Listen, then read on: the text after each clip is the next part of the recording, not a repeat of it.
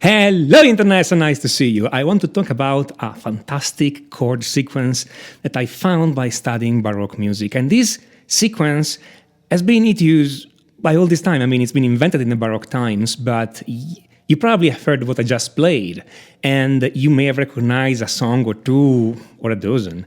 And here's the thing, this chord sequence is under no copyright, so if you want to steal these for your songs, no problem.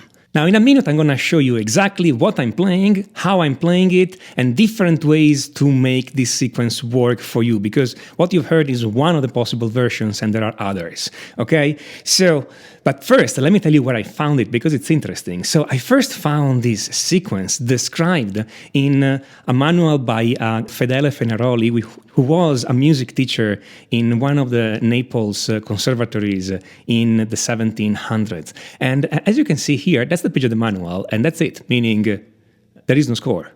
The sequence is described in words. The title of this section is Quando il partimento scende di terza e sale di grado, which means when the bass of the exercise goes down by a third and then goes up by a step and keeps doing that. And this is the bass of this sequence, indeed, that goes down by a third and up by a step and keeps doing it. In the sequence I played before, I was playing in A minor, and the bass goes A, then F, then G, then E, then F, then D, then E. So again, every time down a third, up a step. This sequence is shown in a slightly more explicit way in a manuscript by a student of the teacher of Fenaroli. So, let's go back. Fenaroli is the guy where I found this sequence first. His teacher was Francesco Durante, and then some student of Francesco Durante was copying part of the exercises for their own exercise, for their private practice. And we have this manuscript here, and as you can see here, right there, okay, there is just the base of the exercise with a few indication on top. And if you don't know your toro bass or basso continuo notation, it doesn't make any sense. But if you do know that notation, that this sequence is pretty easy to play. So that's the history of it. Let's see what it is, okay? So the sequence is this. We start with a bass, okay, that goes down by third and up by step and keeps doing that, okay? So if we are in A minor, for instance, we can start from A, then down a third, again, it's F, up a step, it's G, down a third is E, and so on and so forth, okay? And we can go on as much as we want. Right now, I'm just doing these, starting from the A and ending on an E, so that I can have a chord progression that goes from the A minor at the beginning and ending on the E dominant at the end. Then, on the first note here, A, I'm just going to put a simple triad. So in A, the triad built on A is just an A minor triad. Easy as that.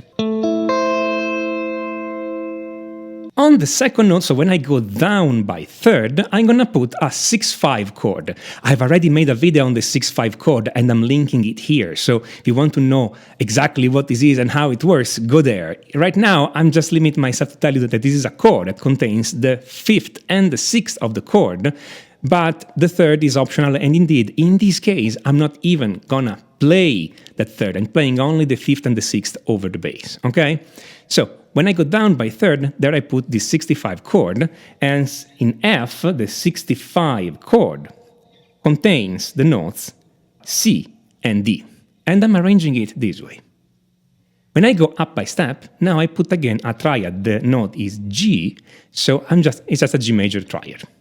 And then I keep doing. When I go down by third, I put a 6-5 chord, and in this case I have the E 6-5 chord, and the notes on top are B and C, and so on and so forth. And I just keep going. At the end of this sequence, once I hit the E note, I'm first putting in an E sus4, just because I like it, okay? And then later I resolve this to an E major, and I end the sequence there.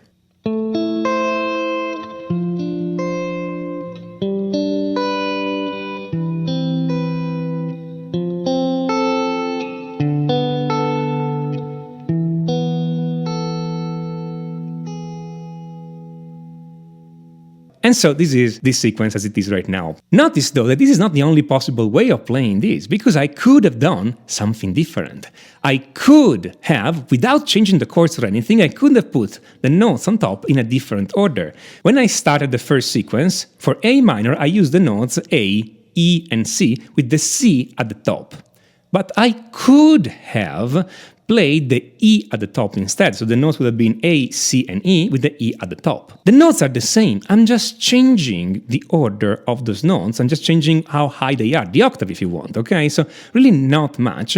And then I'm doing this, I'm changing this for all the following chords so that the chord progression stays connected, the voice leading is correct, okay? So what happens is now I have this slightly different chord progression, which is more dissonant, because every time I play one of those wonderful 6-5 chords, I have the 5th and the 6th in the same octave, so they clash together, and they give me this interesting sound.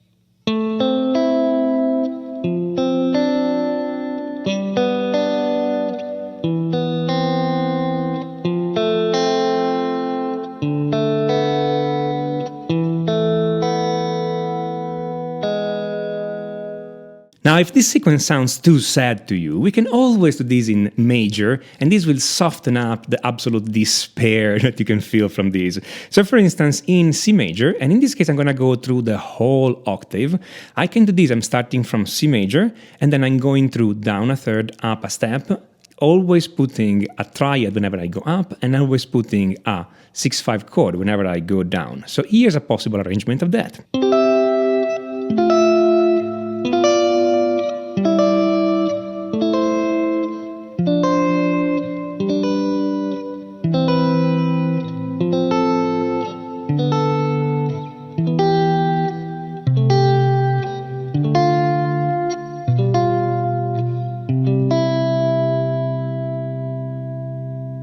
Or if, like before, I rearrange the top voices so that I get more dissonance whenever I hit a 6-5 chord, I get this.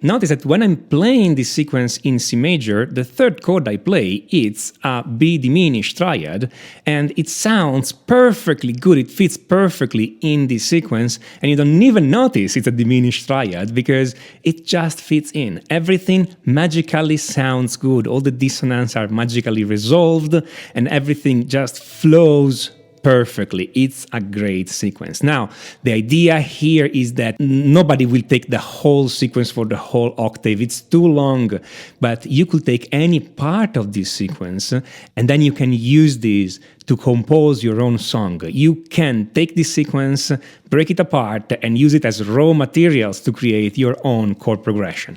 Personally, I think this sequence sounds fantastically great. It's one of my favorite ones. It's just great, okay? And it will work well on every instrument, piano, guitar, orchestra, whatever. It will not work great as it is with distortion unless you use 3 guitars or 2 guitars and a bass, and then every guitar plays at most 1 note at a time, and then you just do the harmony with distorted guitar, and then it will sound wonderful. When you are playing these kind of sequences and you want to use them in your composition, of course, it goes way, way faster if you know your fretboard, know where the notes are, and know what are the notes in every chord and all these kind of things. So I would recommend, if you guys want to have complete command of your fretboard, that you give a look at my course, Complete Chord Mastery. Complete Chord Mastery, it's not a book. It's a complete video course that takes you from the basics up. We do everything you need to know about harmony and chords on your guitar. All the theory is done straight on the fretboard. There is no theory for the sake of theory here. Everything is immediately practical, and everything is developed through exercises, so you know how to apply these immediately on your guitar. If you have just a minute, click on the link on the top right to check out Complete Chord Mastery. If you like this video, smash on that like button and don't forget to subscribe and click on notification, otherwise YouTube will not let you know when I put up a new video. And if you have any comment, feedback, suggestions, write them down in the comment. I enjoy reading from you and I make videos on your suggestions. This is Tommaso Zilio of musictheoryforguitar.com, and until next time, enjoy!